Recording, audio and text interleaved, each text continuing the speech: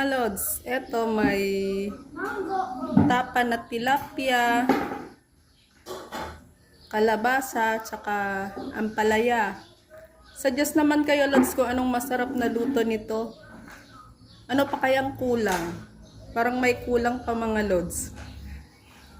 Para mas masarap. Pas sa Junsi 2, hindi na to pwede sa Junsi 2. Alam ko na mga lods, malunggay pala. Kulang nito para mas masarap, mas healthy. Tapos lagyan natin ng gata. Pwede ba yun mga lods? Ampalaya, kalabasa, tas may gata. Pwede ba yun?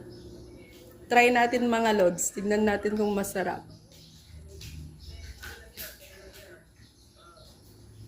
Bye mga lods. Para makapagluto na. Gutom na yung mga alaga ko. Lods, kain na tayo. Inataang kalabasa na may malunggay. With pritong tilapia. Nakakagutom mga lods. Tara, kain na.